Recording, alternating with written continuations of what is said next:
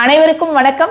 நான் தமிழரசி பாலமுருகன். மீண்டும் ஒரு புதிய பதிவில் உங்களை எல்லாம் சந்திக்கிறதுல ரொம்ப ரொம்ப சந்தோஷம். நான் ரொம்ப நலமா இருக்கிறேன். அதை மாதிரி நீங்க எல்லாரும் நலமா ஆரோக்கியமா சந்தோஷமா இருக்கணும் இருப்பீங்க அப்படிங்கிற ஒரு நம்பிக்கையோட இந்த பதிவுக்குள்ளார போகலாம். இந்த பதிவில் நம்ம பார்க்கக்கூடியது நிறைய பேர் கமெண்ட் செக்ஷன்ல கேட்க ஆரம்பிச்ச ஒரு கேள்விக்கான பதில். ஆமாங்க, நாளைய தினம் பிப்ரவரி மாதத்தோட 25ஆம் தேதி 25/2/2025 மிக மிக முக்கியமான அபிஜித் நட்சத்திர நேரம் நாளைய தினம் வருகின்றது.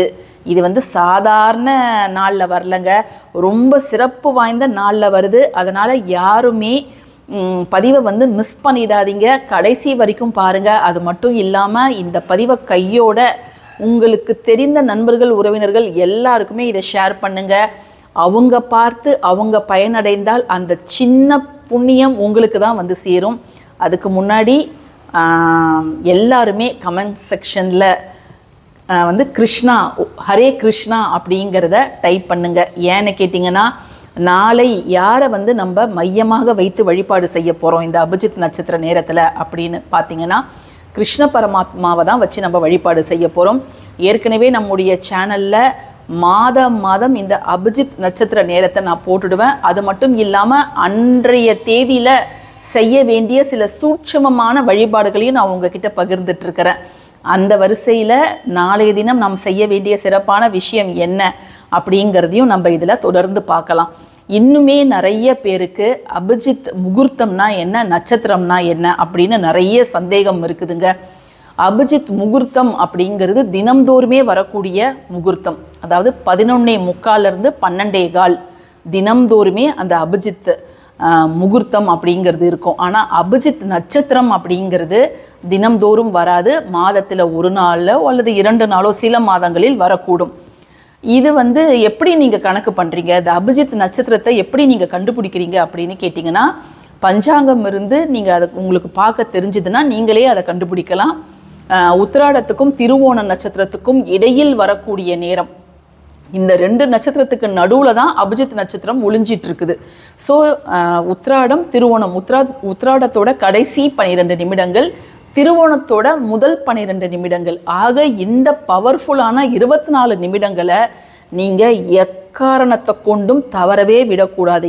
ஏன்னு கேட்டிங்கன்னா, ஜித் என்றால் வெற்றி, அபிஜித் என்றால் சிறப்பான வெற்றி.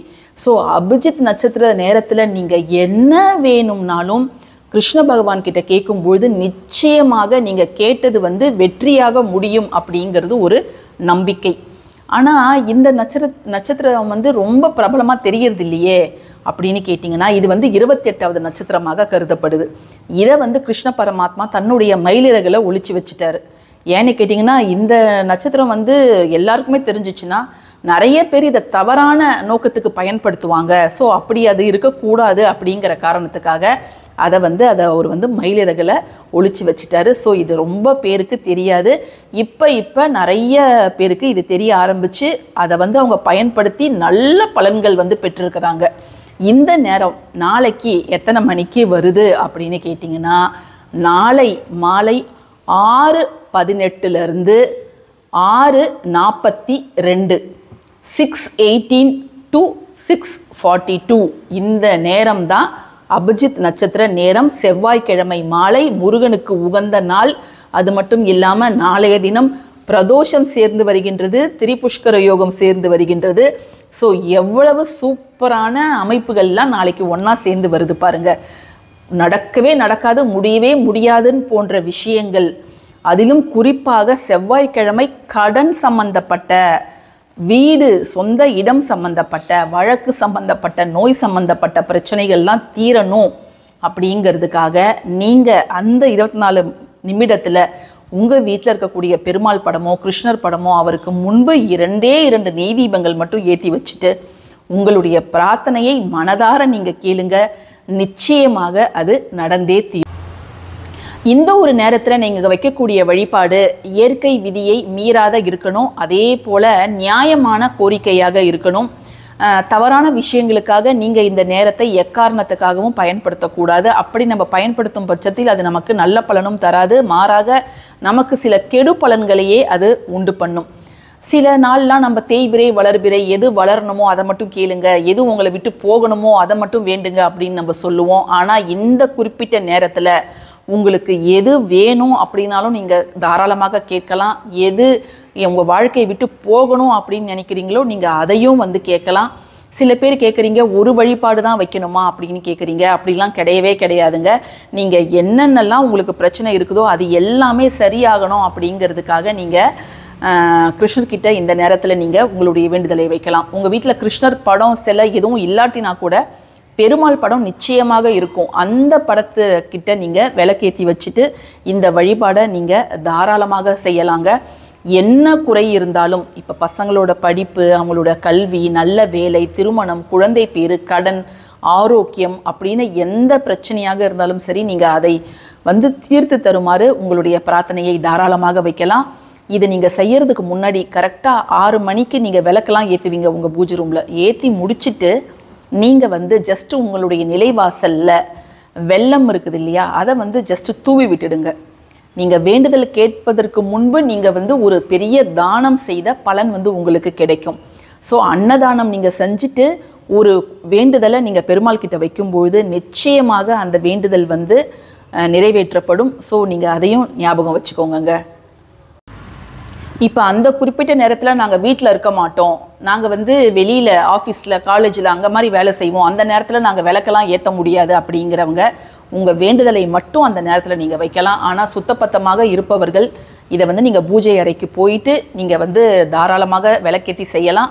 அப்படி இல்லாதவங்க நீங்கள் வெளியில இருந்தே அந்த நேரத்தை மட்டும் நீங்கள் நல்ல முறையில் பயன்படுத்திக்கோங்க. அந்த நேரத்தில் நீங்கள் உச்சரிக்க வேண்டிய ஸ்துதியும் ஒன்று இருக்குது, அபிஜித் நட்சத்திர ஸ்துதியும் இருக்குது, அதையும் நான் அட்டாச் பண்ணுறேன். ஸோ முடிஞ்சவங்க அதையும் நீங்கள் உச்சரிச்சுட்டு உங்களுடைய வேண்டுதலை வையுங்க. ஒருத்தவங்க வழிபடுறதை விட 2-3 பேர் கூட்டாக சேர்ந்து வழிபாடு பண்ணும்பொழுது நிச்சயமாக இன்னும் கூடுதல் பலன் கிடைத்தே தீரும். அபிச்சித ஆகமாந்து தீர அபஜிதாம்பர நக்ஷத்ராணாம் நாததீய ஜோதீனாம் நலகங்காதர பவதாரண சிவஷ்ய விஷ்ணு மேதினாம் பவதவலாம் சுத பரிபாலய சரணாகத பாஹிமாம்.